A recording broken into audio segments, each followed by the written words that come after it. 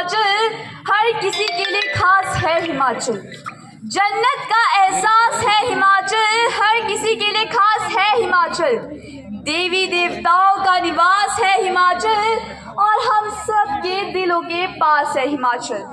हिमाचल यह नाम सिर्फ कुछ अक्षरों का मेल नहीं, बल्कि यह हमारी आत्मा की गहराइयों में बसा एक एहसास है। यह वह भूमि है जहाँ हर घाटी जीवन की गूंज सुनाती है, जहाँ पर्वत धैर्य का पाठ पढ़ाते हैं और हर झरना भक्ति का संदेश सुनाते हैं। सुप्रभात।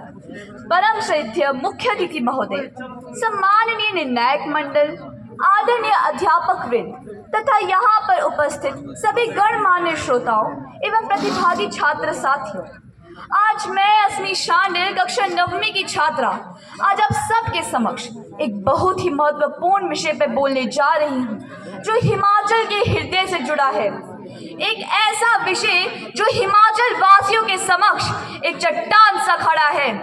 यह विषय है हिमाचल में प्राकृतिक आपदा एवं निवारण। आशा है आप मुझे ध्यान से सुनेंगे। यह केवल आपदा की कहानी नहीं है, यह उस विकास की तस्वीर है जो हमने बिना सोचे समझे गढ़ी। ना सड़कें, ना घर, ना मुस्कानें बची, सब और बस सन्नाटा और सवाल है। सोचिए, क्या यही हमारा विकास है? महोदय, अगर मैं कुछ महीने पहले की बात करूं, जब हिमाचल ने भीषण आपदा का सामना किया, तो वह दृश्य आज भी हमारी आंखों के सामने ताजा है। हिमाचल प्रदेश आपदा प्रबंधन केंद्र के अनुसार सिर्फ इस वर्ष 192 लोगों ने प्रलय में अपनी जान गंवाई।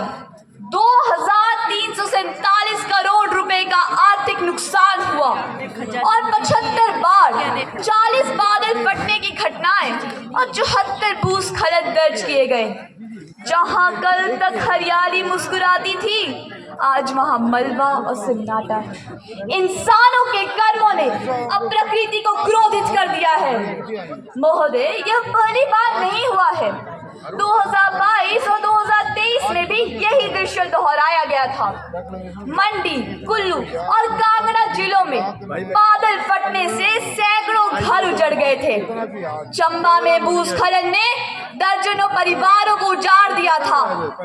हर बार प्रकृति हमें यही सबक सिखाती है कि यदि तुम मेरी सीमाएं भूल जाओगे तो मैं तुम्हें उसका मूल्य याद दिलाऊंगी। दोस्तों, यह समय आंखें खोलने का है।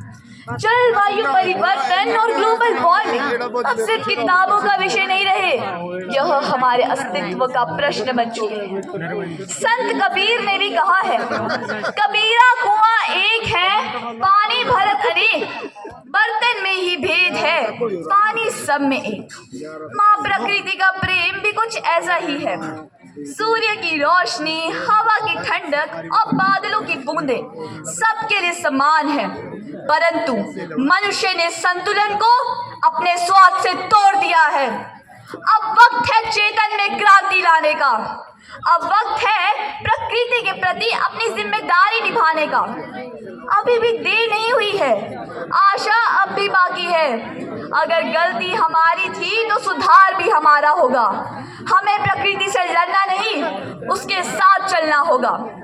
अगर मैं प्राकृतिक आपदाओं के निवारण की बात करूं, तो मैं ये बता देती हूँ कि प्राकृतिक आपदा को रोका नहीं जा सकता, परंतु योजना और जागरूकता से इसके प्रभाव को कम किया जा सकता है। हमें ऐसा विकास चाहिए जो पेड़ों को काट कर नहीं, उन्हें बचाकर आगे बढ़े। हमें अपने हिमाचल को ऐसा बनाना होगा जो किसी भी आपदा में अडिग रहे। भूस्खलन रोधी निर्माण, बेहतर जल निकासी व्यवस्था और मजबूत ढलान सुरक्षा, यही हमारे पर्वतों की ढाल बनी चाहिए।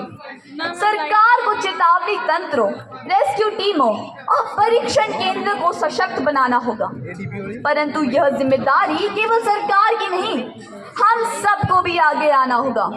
स्कूलों में आपदा प्रबंधन शिक्षा, गांव स्तर पर सामुदायिक प्रशिक्षण और हर व्यक्ति के मन में प्रकृति के प्रति संवेदना, यही सच्चा परिवर्तन है। साथियों, वृक्षारोपण हमारा धर्म बनना चाहिए। हर पहाड़ी को फिर से हरा भरा बनाना हमारा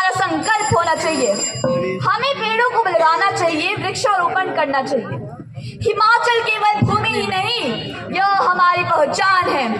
हमारे पूर्वजों ने इसे देवभूमि कहा था, तो क्या हम इसे आपदा भूमि बनने देंगे? नहीं, कभी भी नहीं।